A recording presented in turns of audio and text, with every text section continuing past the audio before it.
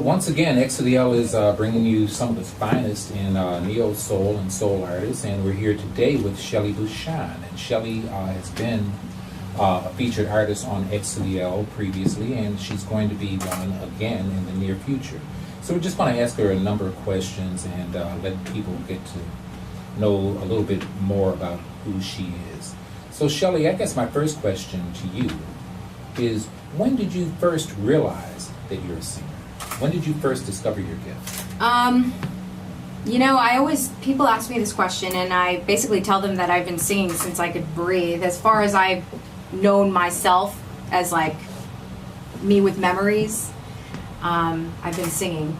And it wasn't that I ever thought for myself, oh yes, I'm really good at singing. It was just something that I loved to do. It was something that I passed the time doing. I remember one of my earliest memories was we were in summer camp, day camp at the YMCA, and there was a really resonant bathroom. And I used to sneak away to the bathroom so I could just listen to the echoes of my voice. And it was just something that I loved to do, and I loved singing pop music, but it wasn't like, oh yeah, I'm a singer. I remember singing Tina Turner, Kenny Rogers in the bathroom, random stuff. And I remember in the 5th grade, I ended up joining choir. And it was an after-school program that my dad would pick me up later for. And I remember, starting to learn different parts and actually being really good at it. And actually, the other time that I'm thinking of also is the 2nd grade.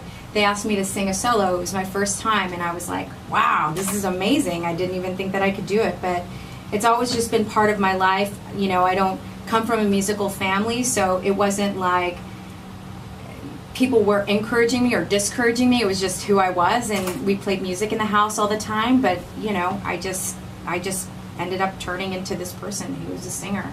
Well, it sounds like 2nd grade was maybe the first time that you performed in public, but what was the first time that you performed professionally? Oh, okay. Well, my first, it depends on what you consider professionally, because first time someone gave you some money. Oh, I was a singing waitress. Okay. And well, tell us about that.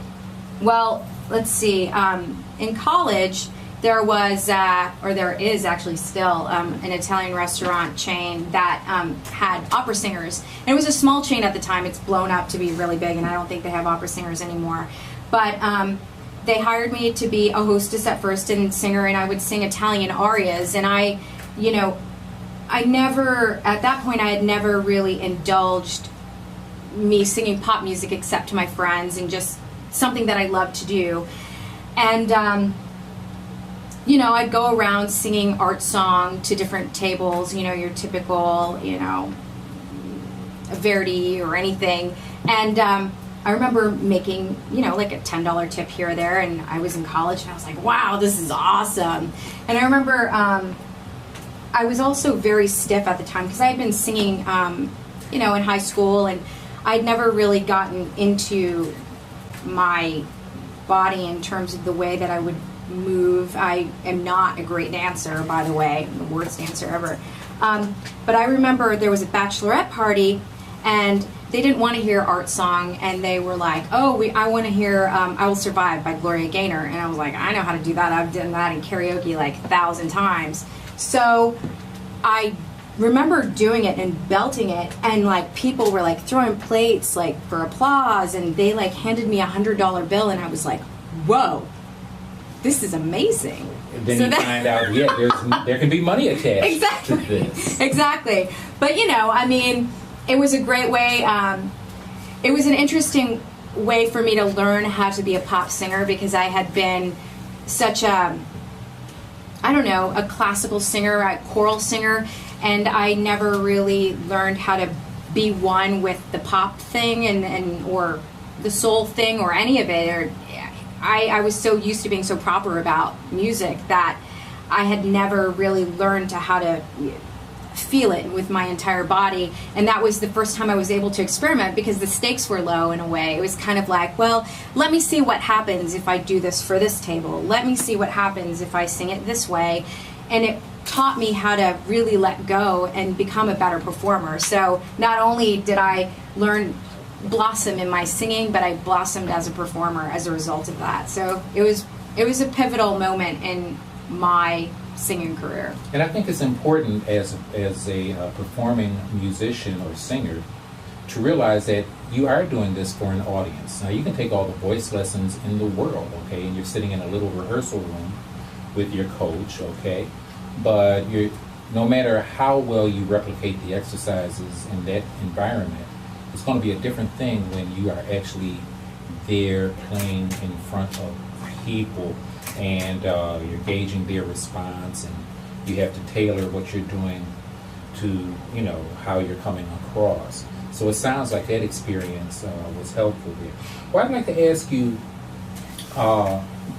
who were some of your earliest musical influences? I think outside you were talking about, or maybe in here, everybody from Kenny Rogers on to... Yeah. Well, my influences are vast. I remember the first time I ever heard someone with like some sort of like really resonant, beautiful voice was Karen Carpenter. And she had a beautiful voice. She had a beautiful voice, and I remember being really enchanted by her. And so she was the first woman singer that I was like, wow, I love her. And I remember being, very little and trying to replicate her. It's weird to see like a 3-year-old or 4-year-old trying to replicate the sound, but I remember thinking, wow, I want to sound just like her. So she was my first, but then there was also, I grew up in Texas. My next door neighbor, her ex-husband worked for RCA, and so he'd bring over records from Dolly Parton, Kenny Rogers, Charlie Pride, Porter Wagner, all sorts of stuff. And then, of course, Michael Jackson was huge. Like, I remember getting the Thriller album and just like opening up the album and staring at him with the little white tiger, and just listening to it over and over again. Hall & Oates, huge. I remember having dance parties, even with my bad dancing skills. And then, of course, anything on pop radio. I listened to Top 40 radio. I mean, I cut my teeth on radio, and then Whitney, of course. And then, as I grew more, I remember when I was living in Austin, there was this great soul station. It was like 60s soul station. It was my first time really, really listening to a lot of deeper cuts. And I was like, I love this. So I spent a lot of time listening to that, and then later in life got introduced to Donny Hathaway, who I like. Whenever I hear him, I am like, I can't even believe what an incredible voice this man had. It's like, I can't even speak about it because it's amazing. Of course, Aretha Franklin, I could listen to her forever, and Etta James. And then there's all these other people who had songs here and there that you're just like, wow. Like today I was listening to Misty Blue, and I was like, God, I love this song. So just anything and everything. Was it Dorothy Moore? Yeah. Yeah. Well, who do you listen to these days? What artists are performing that influence you now? Well, it's weird because I go through different cycles of listening to different artists, and this morning I was listening to some older Radiohead, and then of course I was listening to Dorothy Moore, and I just downloaded a David Byrne album, and David Byrne and St. Vincent. So I'm almost trying to... How is that? It's good. I haven't listened to the whole thing yet, but I listened to about like four of the songs, and it's really cool. Yeah, because I couldn't really imagine them together, but I'm a Talking Heads fan. Oh. Then you're going to dig this. All right. I think you should download it. It's cool. Well, on your recommendation, I'm going to do that. Now, I know that you have a working band. I do. Okay. And as a matter of fact, we have to give props to your bass player, Harry Cordu. Harry. Because if it were not for him, this might not be happening. It's true. I'd like to ask you about your creative process. Because you're a songwriter. Yes. Right? Mm-hmm. When you write, do you write by yourself, or do you get the people in your band together, or what's your process? I write in a lot of different ways, and for example, the album that I'm working on right now, which we definitely want to talk to you about. Yeah, 3/4 of it I wrote on my own, and then the other fourth I wrote with my bandmates, Harry, John Celentano, who's my husband, Ben Hofstein. We wrote that together, and then some of our previous albums we've written together as well. They start off as improvs, and sometimes I'll come in with lyrics, and sometimes I won't. And you know, it just kind of happens. Sometimes it works out, sometimes it fails miserably. But I mean, it's been an amazing experience to work with these guys in particular, and I've worked with them for a long time, so we have a pretty good chemistry, and we know how the other one works, so we can kind of feel it out. But I've also worked with other people. I don't have a specific method in terms of, you know, what I think works best. The only thing that's important to me specifically when lyric writing, because I tend to think that that's more difficult than the melody for me in particular, is that I need to make sure that I have a very clear point of view in terms of what I want to talk about, because if you don't know what you want to talk about, then it just kind of crumbles. And or you end up telling 2 or 3 different stories at the same time. Exactly. But I mean, working with John, Harry, and Ben has been really great. I mean, they've taught me so much about music. They're probably the biggest musical influences I've ever had, you know? And they're also different in terms of their influences that, you know, for example, John grew up listening to a lot of rock and Led Zeppelin and The Who, Talking Heads. Ben is a big old school Genesis fan. And of course there's Harry, who's got like all this crazy soul experience, funk experience.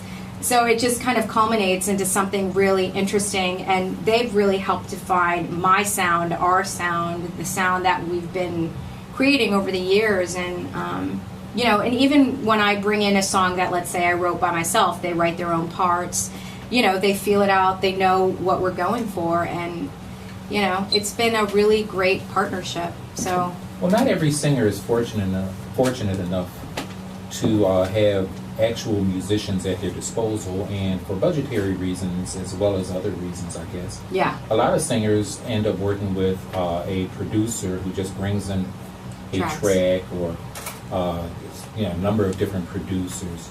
Do you see yourself doing that, or is it your present intention to continue to grow with the musicians you work with? I mean, as far as I'm concerned right now, I'm very happy with the way that things work. I do love the energy of creating things in a live environment. There's something really amazing about being able to play an instrument on your own or sing on your own, but it's even more amazing to be with other people. I mean, that's really what music's all about, is to feel how you weave within each other. And you know, I love the live process of writing or arranging with people. I mean, I don't think I could ever just do a song with a producer, although I wouldn't say no if it was something cool that I liked. But right now my intention is to continue to do it this way. I like it this way.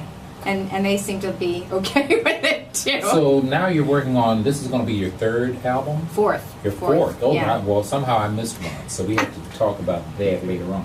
So tell us what's going on with it. Where do you stand with it, production-wise? Well, you know, when do you think it's going to be released? Well, I've been, you know, lying to myself, like, it's going to be done, like, now. And, you know, making an album takes a lot longer than you ever think that it's going to. Unless you don't really care about how it sounds, okay? Because some people just put out... Well, that's really true. And we definitely went about it in a different way. I mean, one of the big things was that I wrote a lot of the material on my own, so the band wasn't able to hear a lot of that stuff. It was kind of like I wrote it in a vacuum, and I wrote it very quickly. And so... it's kind of like, okay, so we didn't have that sort of arrangement process that we normally have, but at the same time, one of the things that we were able to do is course correct some of the things that, you know, when you get used to playing something a certain way, it's like, you know, people say that everybody ties their shoe incorrectly, except for a small percentage of people, and then once they learn to tie it the right way, they're like, oh my gosh, I had no idea. So in a way, this is kind of what we're doing, is course correcting and tying the shoe properly. So spending more time on arrangements and really making sure that everything is sounding beautifully. I would say 3/4 there, almost there. We started doing vocals this week, which has been good. And usually when you start doing vocals, you know that you're getting really close. Coming close to the end. I know, I'm like, yes. So do you anticipate releasing it in 2013? I think so. Okay. Yeah. I'm like, I wanted to do it in 2012, but I think, especially when you spend so much time doing something, you know, you want to make sure that you do it right. And I don't fall into that category of person who will continue to revise and revise and revise and revise. Doesn't that make you crazy? Okay. It does. Sometimes it's like, well, the song is, that's it, it's done. Exactly. And if you have new ideas, let's put those in the next song. Well, yeah, you know, and there even little arrangement ideas. It's like I walked into doing the vocals, and then all of a sudden it's like, well, maybe you should do a backing vocal track on here, and you're like, oh, but I wasn't planning on doing it. But you're right. You do your own background vocals, though, right? I do, but sometimes I will have somebody else come in. I'm not sure exactly what I want to do. Just to get a different texture. Yeah, I mean, you know, I do think that it's nice to have other voices in there. I think, you know, I might consider doing that. I worked with a bunch of vocalists this year, and it was the first time I had done that. So it was really great to hear other people singing behind my songs, and I did the same for theirs. There are other singer-songwriters. It was really cool. I was like, wow, I feel like I'm in choir again. But it is nice to have other people in your song vocally, and Harry does some backing vocal parts too, and he's a great singer, so it's good. So can we expect not only to have a new release coming from you for 2013, but also, I guess, some promotional appearances? Those in the works? I mean, I'm definitely going to plan a tour, you know, and also stop by here again and chat with you guys if you want me to. Oh, absolutely. And, you know, really just try and push the record. Also trying to do more video content and get out there. You know, you got to. But yeah, I mean, I really believe in this record. It's in my opinion, and you know, every artist will say this, it's the best one yet, you know, and I believe it is. You know, I feel very happy about the direction that it's moving in, and I hope people like it too. Well, I like the ones that I've heard, I've loved. So, you know, I expect to love this one as well. Well, thank you so much for sharing some time with us. Okay, we really appreciate it. And once again, for the people that are watching, Shelly Bhushan. Thanks so much.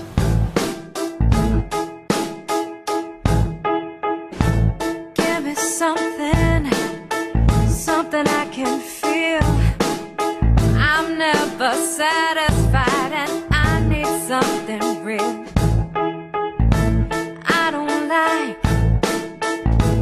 what I got. I'm never satisfied and nothing hits my spot. And I say,